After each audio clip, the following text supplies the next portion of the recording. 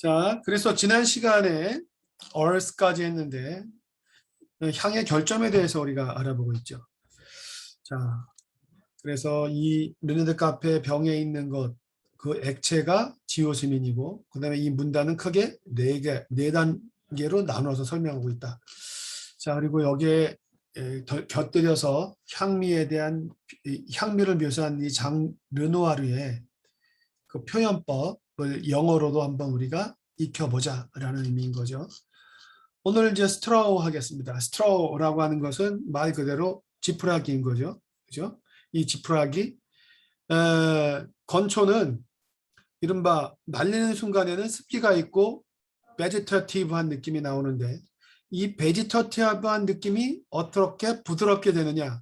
우리는 그 과정 중에 그 식물체 안에 있는 날카로운 것들이 효소에 의해서 발효 과정을 거치면서 부드러워질 수도 있는 거죠.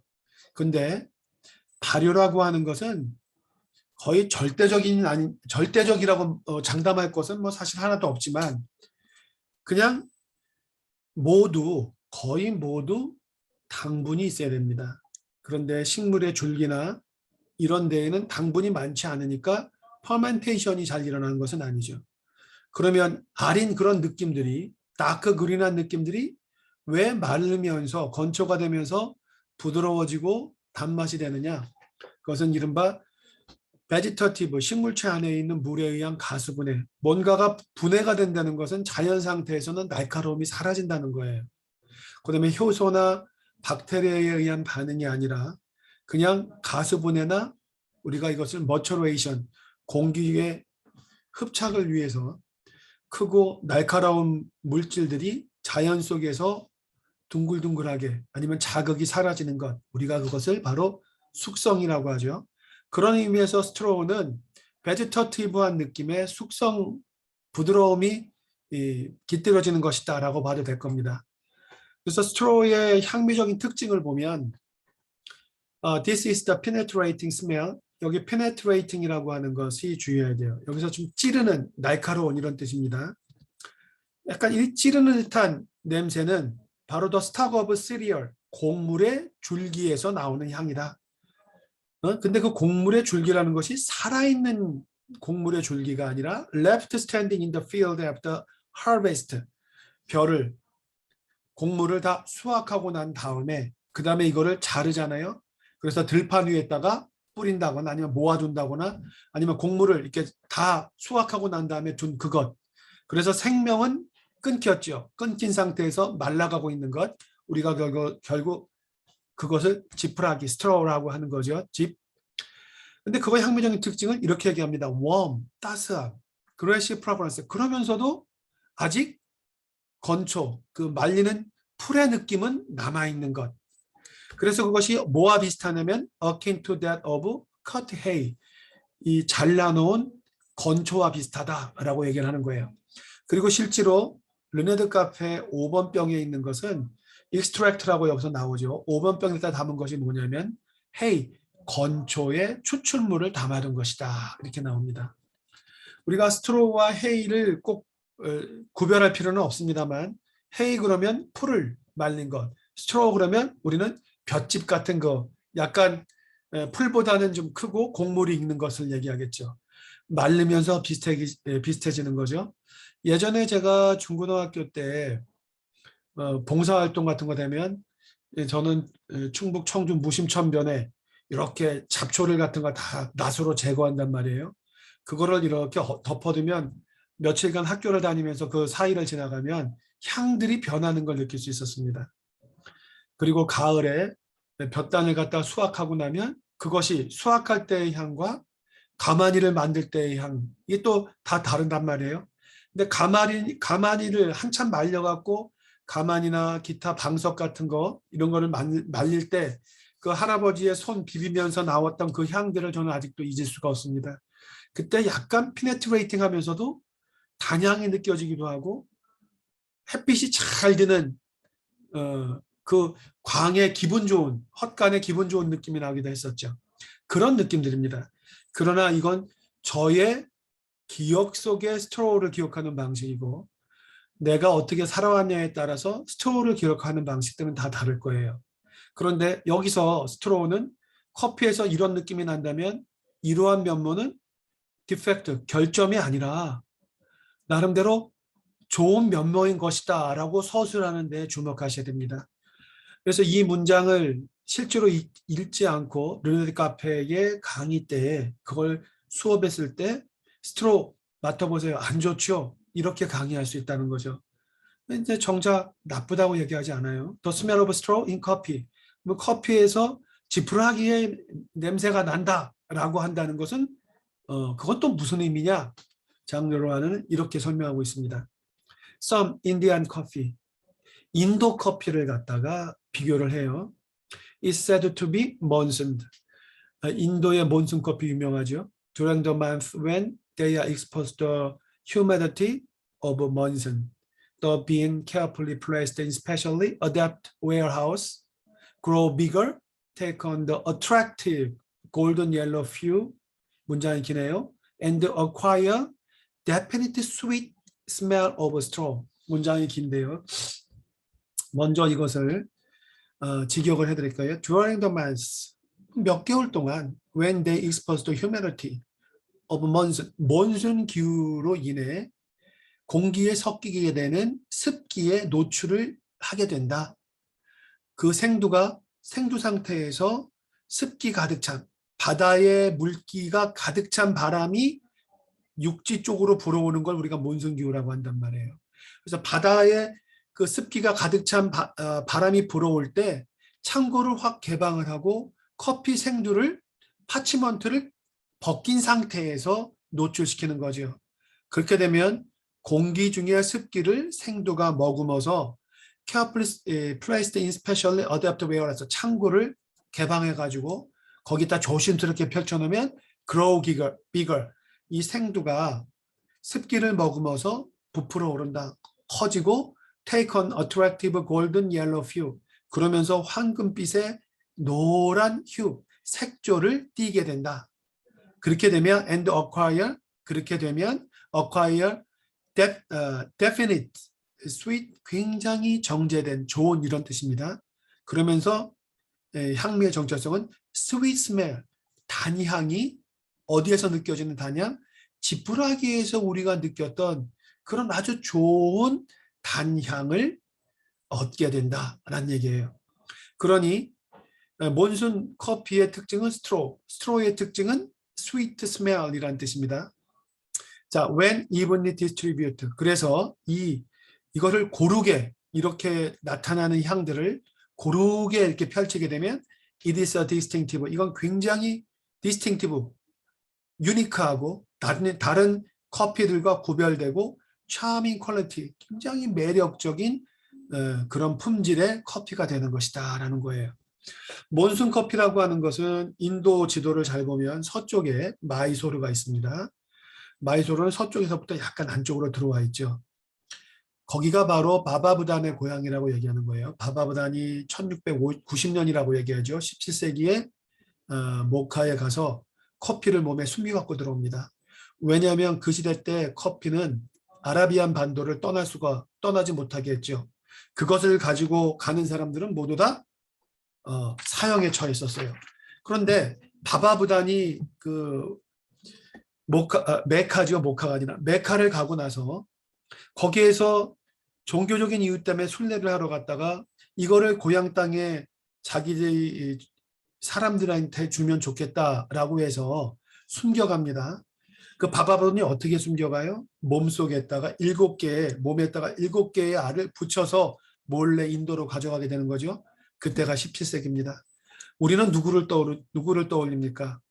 문익점 선생님이 떠오르죠. 문익점 선생님은 14세기 때입니다.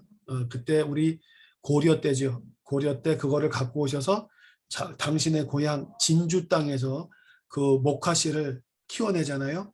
아마도 한 200여 년이 지난 다음에 그런 문익점 선생님의 그런 스토리텔링이 아마 인도의 바바부단, 그 당시에는 그 바바부단이 살던 시기는 무굴 제국입니다. 이슬람이 그 인도를 장악할 때였죠.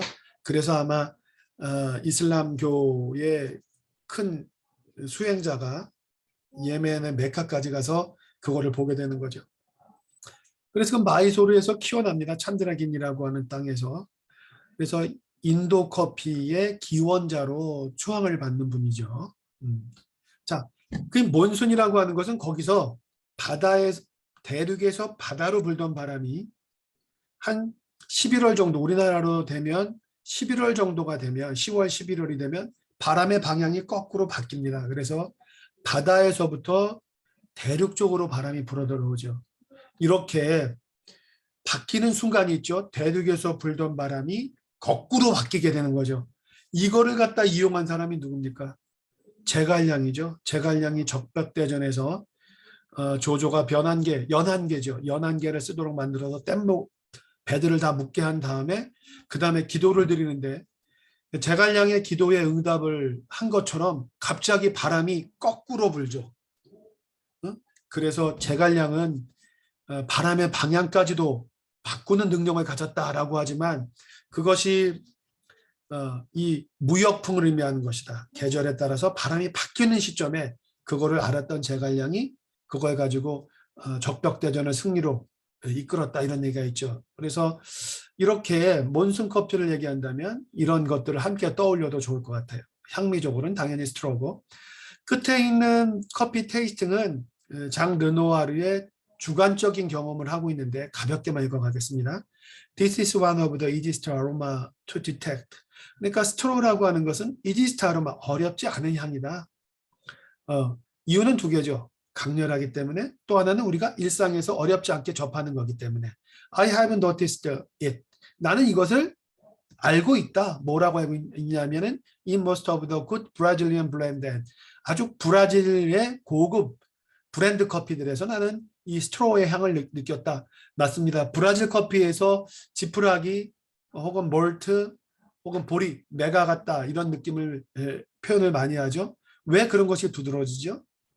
산미가 거의 없죠. 산미가 확 치고 올라가면 아마도 산미 때문에 그런 느낌들이 좀 가려질 텐데 산미가 없는 상태에서 이렇다 할 자극 있는 맛이 없는 상황에서 자극적이지도 않은 이런 나무의 느낌, 헤즐넛, 너트와 같은 느낌, 메가와 같은 느낌, 스트로와 같은 느낌들이 좀 두드러지게 보이게 되는 거예요. 그래서 스트로는 브라질 커피의 특징이라고 보시면 되겠고 저도 여기에는 동의합니다. It is a delicate. 여기서 delicate라고 하는 것은 영어로 표현할 때 굉장히 멋진 표현이에요. delicate, 위에 있는 definite, 위에 있는 attractive 이런 것들은 칭찬이거든요. delicate 누가 떠오르세요? 김봉남 선생님, 앙드레 김 떠오르지 않으세요? 그분이 멋진 옷을 패션을 보면 뭐라고 했어요? delicate하고 elegance예요. 개인기가 손민성 선생님 저 개인기가 좀 되나요? 너무 좋았습니다. 그래요. 우리 손민성 선생님은 수업 시간에 딴 걸 못할 거예요. 제가 자꾸 여쭤봐서. 그죠? 이렇게 delicate하고 elegance예요라고 하는 것은 패션 디자이너는 옷을 보고 얘기하는 거지만 커피를 좋아하는 우리들은 커피를 마시거나 느껴지는 감성인 거죠.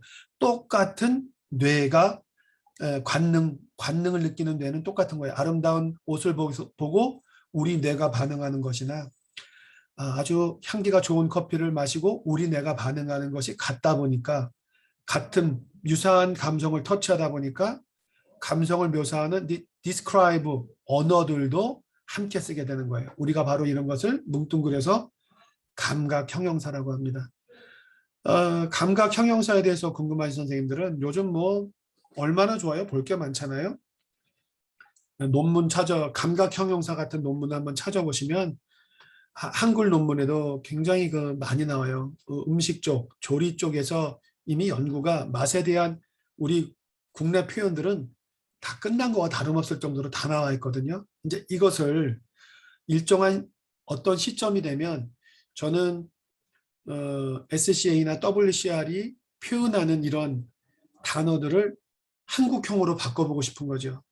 그래서 2011년에 케네스 데이비스가 왔을 때 거기에 그 사람의 표현에 제가 감동을 받고 제일 먼저 갔던 것이 경동시장이었어요. 경동 약초시장에 가서 그 당시에는 지금 같은 SCA 플레이필은 없었지만 거기서 나오는 뭐 카운터컬처 커피라든가 이런 데서 나오는 플레이버 필의 어트리뷰트를 보고 한국의 우리 경동시장에서 나오는 약초나 허브나 이런 것과 매치시키느라고 제가 다 수집을 했었습니다. 그래 놓고 그 물을 팔려고 계속 하다가 아직 이르구나. 우리가 외국의 문화나 외국의 표현법이 더 정제되고 하나의 약속이 정해졌을 때 그때 우리 한국형을 어필하는 게 좋겠다. 그래서 중간에 멈추고 그것을 계속 지켜본 지가 어느새 한 5, 6년이 됐는데 2015년, 16년부터 통일이 된 게 나온 다음부터 지금은 누군가 하셔도 좋을 것 같아요. 이러한 향미의 표현을 한국의 감각 형용사로 표현하는 것. 이런 논문이야말로 또 멋진 논문이 될 수 있을 거라고 생각합니다. 혹시 제가 지금 이 방송을 듣는 분 중에 커피 쪽에 논문을 써야 될 이유가 있는 분들은 그렇다. 지금 외국에서만 나오는 이런 커피 맛의 관능 표현을 우리 방식으로 할 때는 어떻게 하느냐라는 것을 논문을 쓰셔도 좋지 않을까라는 생각을 합니다. 자, 그래서 브라질 커피에서 나오고 delicate fish of the coffee from Burundi. 부룬디에서 나오는 이 델리케이트한 특징에서도 이러한 스트로한 느낌이 나온다. 요거는 조금 이견이 있어요. 부룬디는 바로 루안다 밑에 있는데 루안다 자체가 전 국토가 1000m 이상의 지대에서 나오고 부룬디도 물론 이제 약간 중앙아프리카 쪽이지만 지대가 높아요. 그래서 부룬디 커피를 브라질 커피와 비슷한 스트로우 커피의 느낌이 나오는 쪽으로 묘사를 했다면 이거는 일반화시킬 수는 없어요. 부룬디에서 스트로우한 느낌 나온다 그러면 그거는 지금 그렇게 말씀하신다면 다들 고개를 갸우뚱거릴 겁니다. 바로 이런 부분 때문에 제가 이 대목은 그냥 편하게 영어 공부하는 마음으로 지나가셔라 하고 드리는 말씀이에요. 여기 영어 공부하고 좋을 게 있네요. It combines subtly with, combines with라는 표현도 굉장히 중요해요.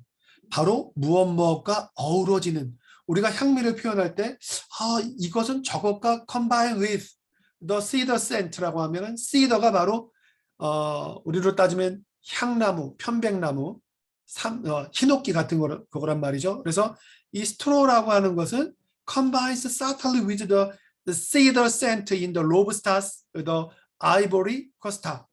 아이보리 코스타 이 카메룬 쪽이죠. 카메룬 있는 서해안 쪽에 왜냐하면 참 슬픈 일이죠. 그때 노예 상인들이 이 코끼리 상아를 이쪽에서부터 실어 날랐다 해가지고 나오는 얘기잖아요. 아무튼 거기서 나오는 로부스타, 그러니까 품질이 좋은 로부스타에서 향나무의 느낌이 나올 때가 있는데 이것들이 컴바인스 위드 잘 스트로우의 향과 어울린다. 이게 무슨 말이지? 로부스타에서 향나무의 느낌이 나온단 말이야? 좋은 것들은 그렇게 나무의 느낌이 나옵니다. 그런데 컴바인스 위드가 되는데 어떻게 섞여요? subtly라는 것이 참 중요해요. subtle 형용사는 subtly 이건 이제 부사인데 미묘하게 어울린다 이거예요. 우리가 향미 표현을 할 때 이것이 이거랑 잘 어울린다. 아주 미묘하게 이런 뉘앙스가 섞이는데요 라고 할 때 이 combine subtly with라고 쓰면 되는 거예요. It is also fairly prominent in Kenyan. 여기를 키테일이라고도 하고 키탈레라고도 합니다. 키탈레라고 쓰는 데도 있고 케냐는 영국의 지배를 받았기 때문에 영어식으로 쓴다면 키테일 이렇게 되는 거예요. Kenyan, 키테일 and in some Australian coffee.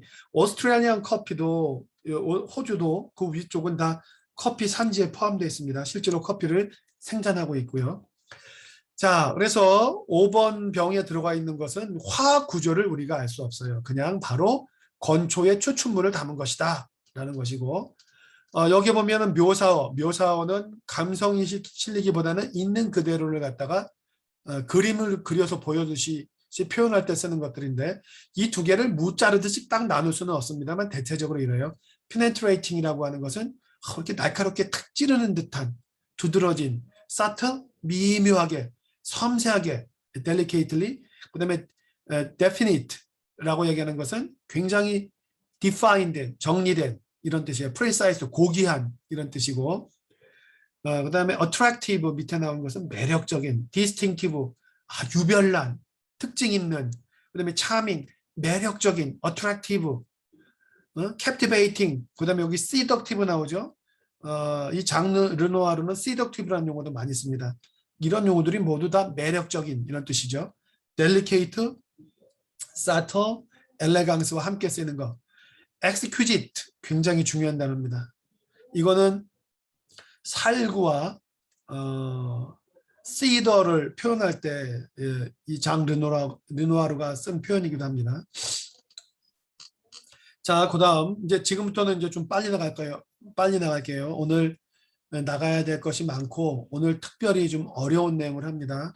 커피에서 화학 구조 얘기 나오면 다들 그냥 고개를 흔드시는데 오늘 제가 사전에 보내드린 자료, 이제 사전에 보시기보다는 제 강의를 끝나고 보시라고 임박해서 보내드립니다. 오늘 강의가 끝나고 나면 제가 다시 보내드리는 이 영상 강의와 제가 보내드린 자료를 반복해서 보십시오.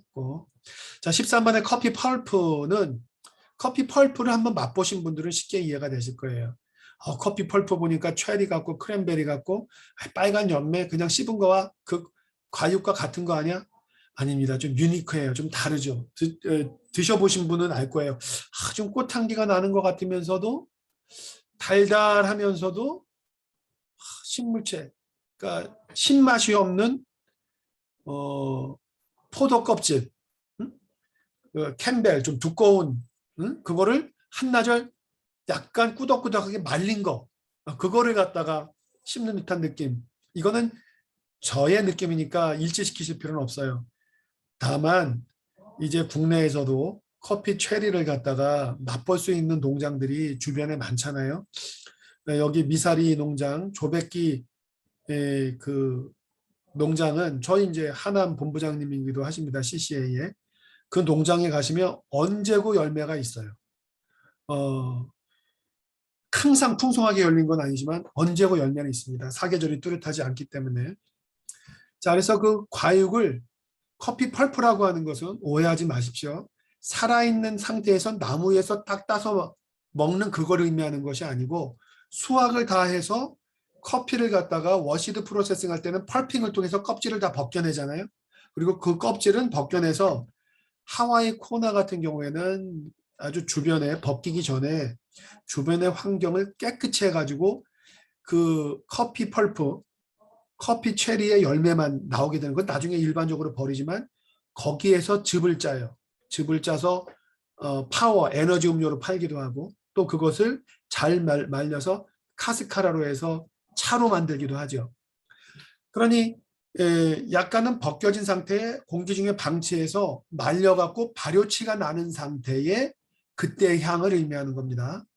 그래서 그런 설명이 좀 친절하게 있었으면 더 좋을 뻔했고요. 그런 이제 커피 펄프 한나절 벗긴 상태로 둬서 그때 약간 푹푹 찌는 듯한 그런 오래된 향들이 나올 때 그때의 특징을 13번 병에 담고 커피 펄프라고 했고 이 향이 느껴질 경우에는 커피 펄프 같다라고 표현해도 좋다. 어떤 거냐? This is the smell. 이것도 어떤 향인데 that emanate 발산되는 것이다. From the fincas. 여기서 fincas는 이 장 르누아르에게 이 아로마 키트를 만들어 달라고 의뢰한 것이 콜롬비아라고 제가 말씀드렸잖아요. 1997년에 이제 이게 의뢰를 받아서 제품이 나오게 되는데 콜롬비아에서 커피 팜을 핑카라고 합니다. 스페인 말이죠. 핑카 그러면 커피 트리 팜이라고 보시면 돼요. 농장에서. 그러니 이것은 수확철 가공 때 농장 근처에만 가면 팍 풍겨오는 그런 냄새다. 그러니까 정확하게 하려면 농장에서 늘 나오는 향이 아니라 수확철, 가공, 수확하자마자 가공한단 말이에요. 열매를 수확한 다음에 그날 당일날 바로 가공에 들어갑니다. 물론 분량이 너무 작을 때는 한 3, 4일간 수확했던 거를 모아놓았다가 함께 프로세싱 되지만 그렇더라도 2, 3일간 먼저 되어 있는 것은 거기서 발효가 일어나거든요. 바로 그 수확 가공철 때 커피 농장에서 나오는 그런 향들이다. Those lofty farm. 근데 아모데에서 나오는 향이 아니라 lofty farm이라고 하는 것은 아주 품질을 잘 정제하는 고급 농장에서 where the coffee cherries are separated from the pulps. 그래서 커피의 체리가 are separated from the pulp. 그 씨앗 자체가 그 펄프 과육에서부터 벗겨지고 이제 씨앗만 나오고 그 과육들은 이제 버리게 되는 거죠. 바로 그 커피 체리에서 씨앗을 가려내고 나오는 것들을 펄프라고 표현합니다. 그래서 그 the pulp from the cherries, 그 체리에서부터 분리된 the pulp는 is broken down by fermentation. fermentation, 발효에 의해서 거기에 껍질 쪽으로 붙어 있는 그런 당분들은 다 발효되면서 broken down, 분해된다 이거예요. 그 분해될 때 나오는 향들이에요. The beans macerated. 한편 그 빈이라고 하는 것은 체리에서 벗겨져 나오는 그 씨의 저 껍질과 벗겨진 그 씨. 겉에 점액질이 잔뜩 묻어 있어 갖고 아주 그냥 미끌미끌하단 말이에요. 그것은 그대로 그냥 방치했다가는 발효가 일어나서 나중에 날카로운 맛들을 주게 되니까 씻을 겸 물에다가 집어넣는단 말이에요. 워시드 프로세싱일 경우에 물에다가 집어넣어서 물로 이제 물 속에서 발효시키는 거고, 그렇지 않고 얘들을 재빨리 햇볕에 나가서 확 말려버리죠. 그러면은 발효가 일어나기 전에 박테리아가 번지기 전에 말릴 수 있으니까 두 가지 선택을 하는 거예요. 씨앗이 점액질이 뭉클뭉클한 것들을 물로 싹 다 꺼내면 워시드, 햇볕에 딱 갖고 가면 그것이 바로 펄프드 내추럴, 빨리 말리기 위한 방법으로 빨리 말리는 데만 신경을 쓰면 브라질 방식의 펄프드 내추럴, 그게 아니라 향미를 부여하고 고급화시키기 위해서 점액질이 있는 상태에서 빨리 말리면 이제 옐로우 허니 프로세싱이 되고, 중간 속도로 말리면 레드 허니 프로세싱, 천천히 말리면 발효가 많이 일어나면서 색깔이 검어지죠. 그래서 블랙 허니라고 얘기를 하죠. 한간에서는 점액질을 많이 남기면, 중간 정도로 남기면, 완전히 닦아내면 이렇게 말씀하시는데, 그런 의미로도 얘기가 되지만 제가 말씀드린 대로 점액질이 같더라도 말리는 방식을 달리하면 블랙이 되기도 하고 레드가 되기도 하고 옐로우가 되기도 합니다. 지금 이 말씀은 커피에 대한 사전 지식이 있는 분들은 고개를 갸우뚱거릴 거예요. 그렇지 않은데 내가 배운 건 점액질을 얼마 남겼느냐에 따라서 블랙 허니, 레드 허니, 옐로우 허니가 된다라고 배웠는데, 그렇게 들으셨다면 이제 지금부터 바뀌세요. 그 펄프가 그렇게 섬세하지 않아요. 그 펄프를 가지고 뮤셀러지를 갖다가 어느 정도 남길 정도까지 컨트롤한다? 그렇게 하는 것이 없습니다.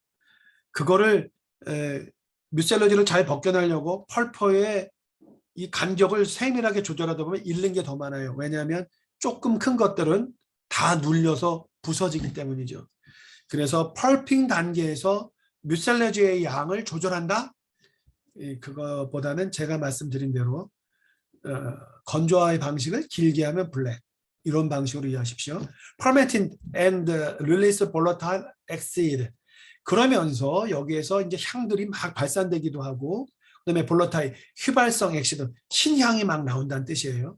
근데 바로 그것이 that give this character smell which could be called wine. 바로 이러한 향들, 이 볼러타일 액시드가 커피를 퍼멘티드 할 때도 느껴지지만 바로 그러한 느낌들이 결국 한 잔의 커피에서도 나타나게 되는데, 우리가 그런 느낌이 이런 커피 펄프를 프로세싱할 때 볼러타일 엑시드가 막 발산될 때 느껴지는 그 느낌은 와인과 같은 느낌을 준다. 특히 여기서의 와인은 레드 와인을 의미하는 겁니다.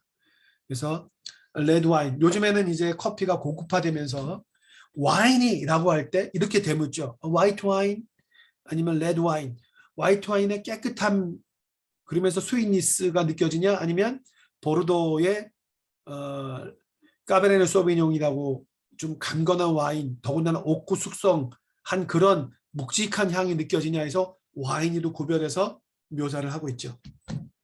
자, 그래서 와인의 향이 느낀다라고 하는 것은 산지에서는 커피 펄프, 바로 건조 방식 때 치를 수밖에 없는 퍼멘테이션의 향취다라고 보면 되는 거죠.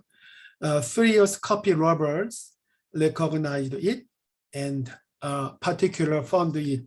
아주 serious coffee lovers라고 하는 것은 굉장히 그 관능에 대해서 구별할 수 있을 정도로 진지한, 그렇게 향을 구별하면서 즐기는 아주 그런 진지한 커피 전문가라고 하면 바로 그 와인이 커피 펄프 이런 것들을 알 수 있을 것이다. 소비지에서는, 산지에서는 당연히 그렇고, 소비지에서는 뭐라고 얘기하냐면 커피 산지에 한번 가서 커피 가공을 해봤던 사람이라면 이게 무슨 느낌인지 다 알 것이다 라는 거고, 이젠 산지에 안 가더라도 국내에서 한 4월 말부터 4, 5, 6 요 기간에는 국내에서도 한참 열매가 익어가는 과정이니까 현장에 가서 한번 체험학습을 하셔도 좋을 것 같아요. 바로 이런 향들은 어디서 비롯되냐면 2메틸 앤드 3메틸 뷰트레이트. 오늘 화학 물질에 대해서는 좀 신경 써서 들으세요. 왜냐하면 오늘 이 작용기, 화학 물질에 대한 얘기를 오늘 강의를 많이 해드릴 겁니다. 그래서 2메틸, 2번에 메틸기가 붙고 3번에 메틸기가 붙은 몸체는 뷰티레이트라는 물질이 바로 이 커피 펄프 혹은 와인을 유발하는 물질이다. 밑에 보면 그 모양이 이렇게 생긴 거죠. 그래서 여기서 아까 2, 3 메틸이라고 하는 것은 메틸이 붙어 있는 거를 얘기해요. 메틸이 붙어 있는데 요게 CH3를 우리가 바로 메틸기라고 얘기합니다. 응? 그리고 여기 있는 건 산소, 그다음에 여기 이렇게 꺾여 있는 거, 요 꺾는 각도가 꺾여주는 데는 사실 C, 탄소가 다 있는 건데 그거를 생략해 놓은 거예요. 자, 그러면 질문. 이 뷰티레이트라고 하는 얘는 탄소가 모두 몇 개인 분자일까요? 세볼까요? 하나. 여기 메틸기에 C가 하나 있죠? 그 다음 꺾이는데 둘, 셋, 넷, 5개가 있는 겁니다. 5개가 있는. 자, 회피하지 마십시오. 여기까지는 알고 있어야 돼요. 이거를 외우란 뜻이 아니라 보는 방식인 거예요. 그냥 커피 펄프의 느낌이 난다. 그건 뭐 메틸, 뷰타네이트 계통이야. 그래? 그건 이렇게 생겼대. 그렇구나. 탄소수 한번 세볼까? 하나, 둘, 셋, 넷, 5. 야, 탄소가 한 5개 정도고 CH3, 메틸기가 붙어있는 그런 물질이구나.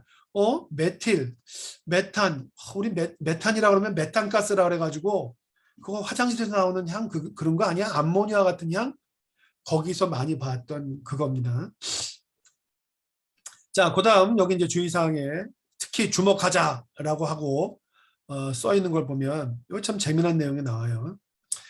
If a bean is left the fermenting tank, 이거를 이제 수학철에 수학을 할 때 워시드 프로세싱 같은 경우나 아니면 펄프도 했던 거구나 아까 말씀드린 대로 점액질이 잔뜩 묻어 있어서 빨리 말리고 아니면 빨리 물에 넣어서 처리를 해야 되는 건데 그래서 여기서 퍼멘팅 탱크라고 하면 물이 있는 것도 퍼멘팅 탱크라고 얘기하고 물이 없이 점액질을 넣은 것도 퍼멘팅 탱크라고 얘기를 해요. 그냥 거기에다가 점액질이 있는 상태로 그냥 오래 두었다가 일정 시간 있을 때 딱 빼내서 가공을 해야 되는데 기준보다 오래 있게 될 경우 그때 어떻게 될 것이냐 그 얘기를 하고 있는 거예요.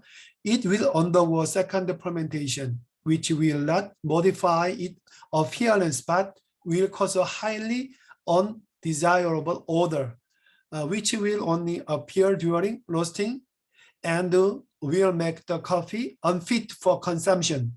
자, 여기까지만 할게요.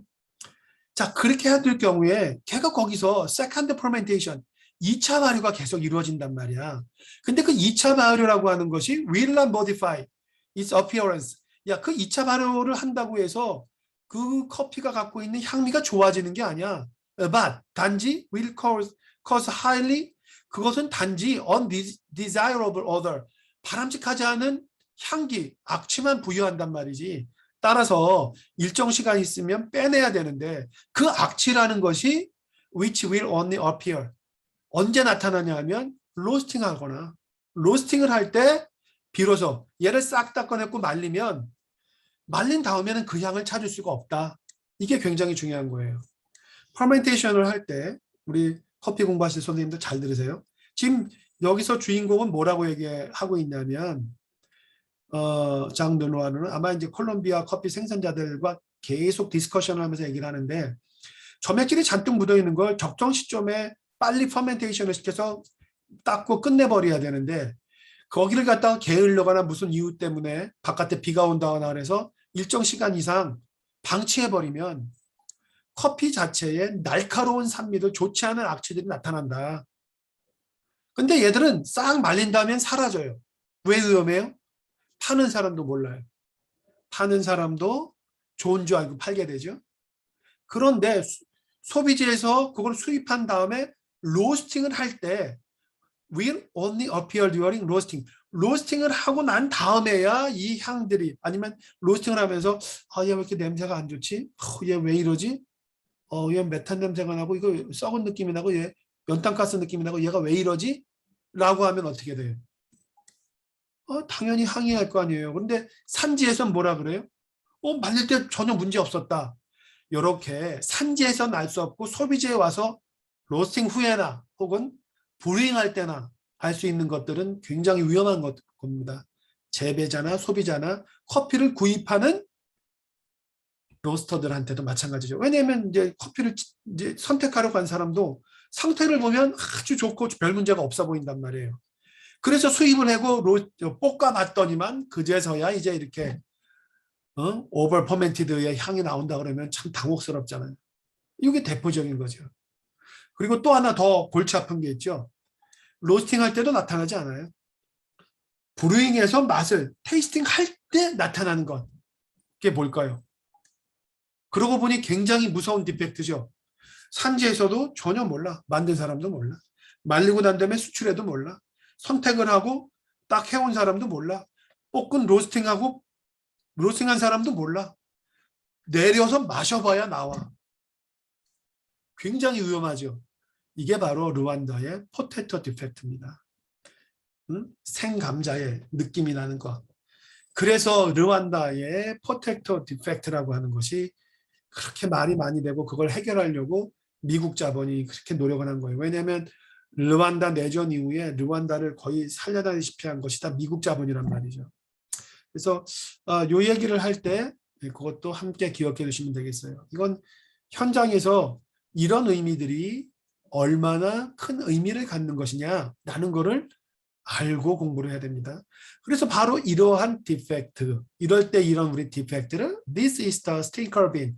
이것을 스팅커, 찌르는 듯한 날카로운, overripe, overfermented, 너무 과발효된 악취가 난다라고 해서 stinker bean이라고 얘기한다라는 얘기예요. Which is always a serious problem for roaster. 이런 이유 때문에 스팅커 빈은 로스터들한테 굉장히 위험적인 존재예요. 우리 선생님들 생각해 보십시오. 볶을 때 비로소 나타나는 악취라고 하면 그 전에는 골라낼 방법이 없다 그런 얘기거든요. However, it should not be confused with that of the fermenting pulp. 그래서 이 스팅커 빈이라고 해서 조금 찌른다고 해가지고 이거 스팅커야 라고 얘기하지 말고 이것은 fermenting pulp. 아까 말씀드린 와인의 느낌과는 좀 구별할 줄 알아야 된다. 와인의 느낌이라고 하는 것은 이거는 디펙트. 강해서 나는 것이 아니라 잘 어우러질 때 제대로 잘 프로세싱 되고도 나타나는 현상들인 거죠. 자, 그 다음에 the smell of coffee pulp in coffee. 커피에서 커피 펄프의 느낌이 난다라고 할 때 그때는 언제냐? This is one of the coffee's main distinguishing feature. 이것이 커피의 main distinguishing feature라고 하는데 밑줄을 그으시래요. 이건 커피에서만 나오는 커피만의 유니크한 특성. 우리가 이럴 때 얘를 뭐라 그래요? 한간에 많이 얘기하잖아요. 커피의 향미적 본성이 어때? 커피의 본성이 어때? 라고 얘기할 때 커피 펄프의 향은 커피만이 갖고 있는 특징이므로 본성 중에 하나라고 얘기할 수 있는 거죠. 로스팅하면서 나타나는 것들은 본성이라고 얘기를 하지 않죠. 물론 로스팅을 통해서 나타나는 향은 당연히 전구체가 생두에 들어있을 때 나타나는 그런 향들이지만 그런 향들은 이런 본성, 디스팅기시 피처라고 얘기하는 경우가 거의 없어요. 왜냐하면 로스팅을 통해서 재해석되고 표현됐기 때문에 본질의 향은 아니라는 거죠. Essential to its aroma. 그렇죠. 이건 굉장히 필수적인 향이다. 커피라면은 갖고 있어야 될 향이다라는 거죠. Like a volatile acidity. 그러니까 휘발성 산이라고 하는 것은 탁 냄새만 맡아봐도 산이 확 느껴지는 것. 와인 같은 경우죠. is an intrinsic quality. 바로 이 intrinsic이라고 하는 것이 내재적인 본능의 nature라는 그런 얘기입니다. which may become unpleasant if found in excess. excess라고 하는 것은 volatile excess, 와인에서 느껴지는 이런 펄프의 느낌처럼 커피에서 이런 느낌이 느껴질 때 이것은 intrinsic quality, 커피라면 갖고 있는 본성, 내재적인 특징이다. 하지만 이것이 너무 found in excess, 과도하라면은 그것은 unpleasant, 좋지 않은 커피가 된다라는 얘기를 한 거고요. 그 다음에 it mingles에다가 밑줄을 거느세요. 이것도 좋은 편이에요. 아까 combines with와 같은 얘기예요. mingles, 섞는다는 얘기예요. 여기는 이제 with가 없죠. it mingles, 그거는 gracefully, 아주 우아하게, 아주 곱게, 아주 그냥 날카롭지 않게 잘 gracefully, 부드럽게 mingled, 섞여준다. in the bouquet of the best coffee. 그 베스트 커피의 부케라고 하는 것은 좋은 커피라면 드러나는 그런 복합적인 향, 그런 것들과 잘 어우러지고 particular, 특별히 in the washed coffee of South America, 남미 커피들에서 이런 느낌들이 잘 나온다라고 얘기를 하는 겁니다. 왜 남미 커피라고 얘기를 할까요? 첫째, 이걸 지금 의뢰받은 게 콜롬비아 사람들이고, 두 번째, 남미 쪽에서 그 워시드 프로세싱을 하는 거를 좀 강조하고 있는 거예요.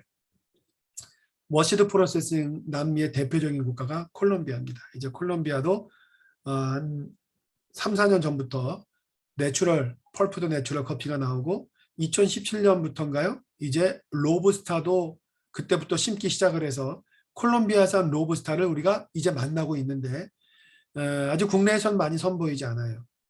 근데 품질이 좋을 거라는 생각은 사실 잘하지 않습니다. 현재로서는 우간다 커피가 지대가 높은데 한 1800m 지대에서 로부스타가 자란단 말이에요. 근데 콜롬비아에서 로부스타를 자라고 있는 것은 브라질 쪽과 경계가 있는 지대가 낮은 지역에서 대량 생산을 하는 거라 콜롬비아 로부스타는 궁금하시면 한 번 정도 이제 구입해서 맛을 보실만 하겠지만 그렇게 크게 기대가 되지는 않는다라는 말씀드립니다. 자, 밑에 이제 커피 테이스팅은 지나가겠습니다. 자, 그렇게 하고 레더, 오늘 레더까지는 해야 돼요. 이 레더까지 하고 오늘 이것만 읽을 수는 없으니까 다음 시간에 로스팅 들어가는데 이 향미의 결점은 다음 시간에도 제가 바스마티 라이스를 이어서 하고 오늘은 레더, 가죽까지만 하고 다른 진로 나가겠습니다. 자, 지금 7시 53분인데요. 10분간 쉬셨다가 저희들 8시 5분에 다시 뵙겠습니다. 잘 쉬시고요. 저는 그러면 이 녹화한 거 정리 또 하겠습니다. 자, 8시 5분에 뵙겠습니다.